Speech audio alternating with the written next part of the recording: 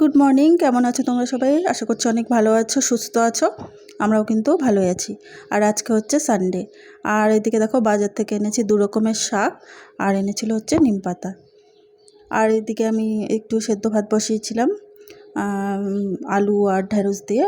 আর সে ভাতটা হচ্ছে মেয়েকে খাইয়ে দেবো, কারণ ওকে আসবে পড়াতে। আর এদিকে হচ্ছে পাশে করছিলাম হচ্ছে তোমার পটল ভাজা। আর বাজার থেকে এনেছিল হচ্ছে বাটা মাছ আর হচ্ছে গলদা চিংড়ি।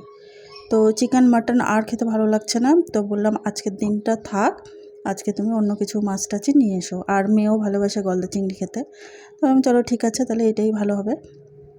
তো রান্নাটা আমি চাপিয়ে দিয়েছি, মানে মাছটা আর কি ভেজে নিচ্ছি। এইদিকে হচ্ছে তোমার বাটা মাছটা আর শাকটাও করে নিয়েছি আগে। তো এটা হচ্ছে লাস্ট, মানে চিংড়িটা হলেই আমার হয়ে যাবে। আর পাশে ভাতটাও বসিয়ে দিয়েছিলাম। তো চলো চিংড়ি মাছটা করে নিই আর দেখতে থাকো তোমরা।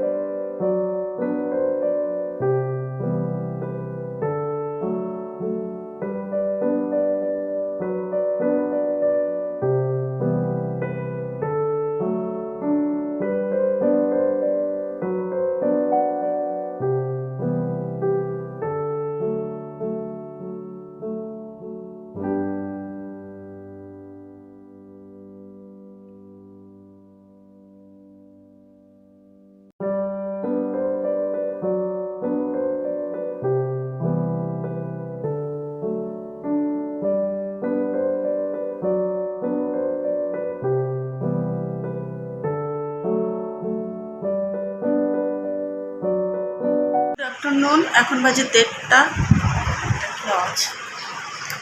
এখন বাজে 1:30 আর আমি এইমাত্র স্নান টান করে আসলাম আর গেছিলাম হচ্ছে ছাদে।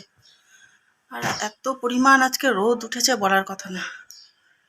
যাই হোক, খুবই গরম লাগছে।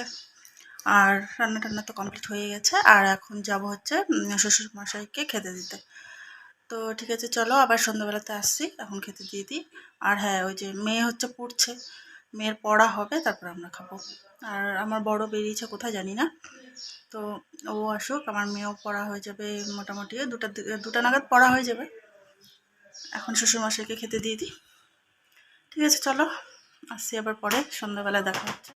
এদিকে দেখো সন্ধ্যাবেলায় চা করে নিয়ে চলে এসেছি পাশের ঘরে। এখানে হচ্ছে মেয়ে টিভি দেখছিল, আর দেখছিল বলতে কি ও একটু আগেই পড়ে আসলো, তখনই মানে ওকে আনার সময় ওর বাবা সিঙ্গারা আর কচুরি নিয়ে এসেছে, তো সেটাই ওকে খেতে দিয়ে দিলাম। মানে ওর বাবাও ছিল, তো দুজনকে দিলাম। আর চাটা খেয়ে এদিকে হচ্ছে একটা কাজ করছিলাম, সেটা হচ্ছে 1 কিলো মতো গাজর এনেছিল। তো কি করব, আর কতই বা স্যালাড খাওয়া যায়, তাই ভাবলাম একটু গাজরের হালুয়া করে নিই। আর এদিকে দেখো আমি গ্রেট করে নিয়েছি হালুয়াটা, মানে গাজরটা, আর প্যানের মধ্যে দিয়ে দিলাম ঘি। এবারে হচ্ছে তোমার গ্রেট করা গাজরটা এর মধ্যে দিয়ে দেবো, দিয়ে ভালো করে এটাকে এবার হচ্ছে ভাজতে দিতে হবে। আর মানে কম আঁচে করলে কি হবে কি, মানে গাজরটাও ভালো করে সেদ্ধ হয়ে যাবে। তো যতক্ষণ না ভাজা হচ্ছে ততক্ষণ এটা নাড়াচাড়া করতে হবে। তো এই দেখো তেল ছেড়ে দিয়েছে, মানে বুঝতে হবে যে ভাজাটা কিন্তু হয়ে গেছে। আর এদিকে হচ্ছে আমি 2টো এলাচও দিয়ে দিয়েছিলাম এর মধ্যে। তারপরে হচ্ছে দিয়েছিলাম হচ্ছে চিনিটা খুব একটা যে বেশি মিষ্টি দিয়েছি সেটাও না, মোটামুটি দিয়েছিলাম, কারণ মিষ্টিটা কেউ অতটা পছন্দ করে না। আর সত্যি কথা বলতে কি আমি হালুয়াটা প্রথমবারই করেছি, আর খেতে কিন্তু খুব ভালোই হয়েছিল। আর হচ্ছে চিনিটা এবার হচ্ছে ভালো করে মিশিয়ে নিতে হবে গাজরের সাথে। আর এই দেখো ভালো করে মেশানো হয়ে গেছে। তারপরে আমি দিয়ে দিলাম হচ্ছে এর মধ্যে দুধ। তো এর মধ্যে গুঁড়ো দুধ দিলেও হতো, তো আমি লিকুইড দুধটাই দিলাম, যাতে সেদ্ধটা আরও একটু ভালো করে হয়ে যায়। আর চলো এটাকে এবার ভালো করে মিশিয়ে নিই, তাহলে আমার হয়ে যাবে হালুয়াটা। আর সেদ্ধটাও যদি একটু বাকি থাকে সেটাও হয়ে যাবে।